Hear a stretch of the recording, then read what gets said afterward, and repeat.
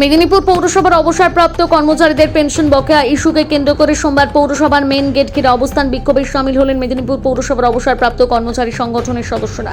সংগঠনের অভিযোগ, দীর্ঘদিন ধরে সময় মতন পেনশন না মেলায় চরম আর্থিক সংকটে পড়েছেন প্রায় 500 পরিবার। চিকিৎসা, ওষুধ ও সংসার চালানো পর্যন্ত কঠিন হয়ে উঠেছে বলে দাবি তাদের।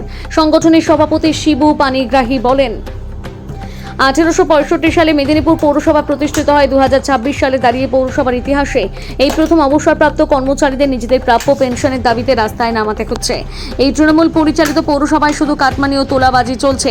তিনি আরও অভিযোগ করেন, সময় মতন পেনশন না পাওয়ার কারণে ইতিমধ্যে 5 জন অবসরপ্রাপ্ত কর্মচারীর মৃত্যু হয়েছে। সংগঠনের পক্ষ থেকে জানানো হয়েছে, আগামী 14 মের মধ্যে বকেয়া টাকা মিটিয়ে না দিলে 15 মে থেকে বৃহত্তর আন্দোলনে নামবেন তারা।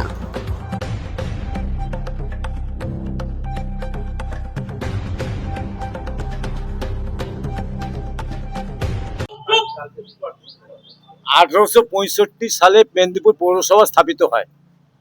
আজকে 2026, 160 বছর হয়ে গেল। মেদিনীপুর পৌরসভার ইতিহাসে এই বোর্ডেই এই অবসরপ্রাপ্ত কর্মচারীরা রাজপথে নেমেছে। আমরা বিগত প্রত্যেক মাসেই এই আন্দোলন চালিয়ে আসছি। আমাদের প্রায় 500টা পরিবার, তারা অবসর গ্রহণের পর তারা সময় মতো পেনশন পায় না, তারা গ্র্যাচুইটির টাকা পায় না, পিএফের টাকা, মানে সমস্ত বকেয়া টাকা প্রায় 3.5 কোটি টাকার উপরে এই বোর্ড তছরূপ করেছে। এই বোর্ড কি করেছে? প্রায় 2000-এর মতো লোক এখানে নিয়োগ হয়েছে, কর্মী পুষছে।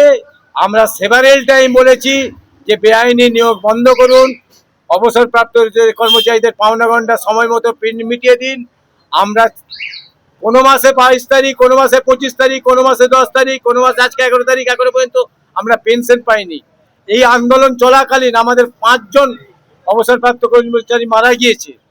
এখনো অনেকের বাড়িতে ওষুধ কিনতে পারছে না, সময় মতো খেতে পারছে না, এই অভাবে তারা দিন যাপন করছে। আর আমাদের বোর্ড মেদিনীপুর শহরে প্রমোটার, ব্যবসাদার, ঠিকাদারের কাছ থেকে কমিশন তোলাবাজি করে দুর্নীতিতে ভরপুর হয়ে গিয়েছে। পেটুয়া পার্টি কর্মী করছে, পুষছে এই টাকা তুলে। এই যে বিভিন্ন সময় পুজো থেকে বিভিন্ন অকেশনে, এই নির্বাচনে পর্যন্ত সমস্তকে, কাউকে 1 লাখ, কাউকে 1.5 লাখ, কাউকে 50,000, কাউকে 60,000 দান ছত্র করা হয়েছে এই পৌরসভার ফান্ড থেকে। আমি দায়িত্ব নিয়ে বলে রাখছি, এইভাবে তছনছ হচ্ছে। আর পৌরসভার অবসরপ্রাপ্ত কর্মচারীরা না খেতে পেয়ে মরছে। এই পৌর বোর্ড, তবে একটা কথা জেনে রাখুন, as per BM Act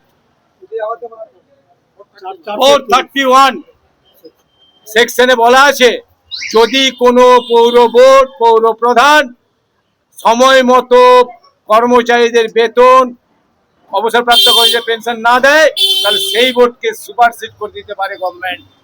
আমরা বিগত দিনে গভর্নমেন্ট করেনি, আমরা বর্তমান গভর্নমেন্টের কাছে আপিল রাখবো। আমরা বর্তমান গভর্নমেন্টের কাছে আপিল রাখবো যে এই দুর্দশা, এই অবস্থার মধ্যে, এই দুর্নীতির বিরুদ্ধে, এই বেআইনি নিয়োগের বিরুদ্ধে, অবসরপ্রাপ্ত কর্মচারীদের পাওনা ঘন্টা মিটিয়ে দেওয়ার জন্য এই সরকারের কাছে আপিল রাখবো।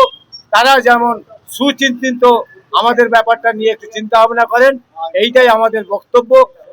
এবং আগামী 14 তারিখের মধ্যে যদি আমাদের পাওনা না দেয়, তাহলে আগামী 15/5/2026 থেকে, অর্থাৎ 15 তারিখ থেকে আমাদের লাগাতার ধর্মঘট হবে। এইটা আমাদের সিদ্ধান্ত। আমার নাম শিবু পানিগ্রাহী, আমি সংগঠনের সভাপতি। আমাদের জয়েন্ট সেক্রেটারি আছেন দেবাশিস বোস, সুরজিৎ সাহা, আমাদের নেতৃত্ব রয়েছেন মুকুল ব্যানার্জি, অনিল সাউ, তাপস অধিকারী, কাজল চক্রবর্তী, অরুণ প্যাটেল, বিভিন্ন মন্ডল,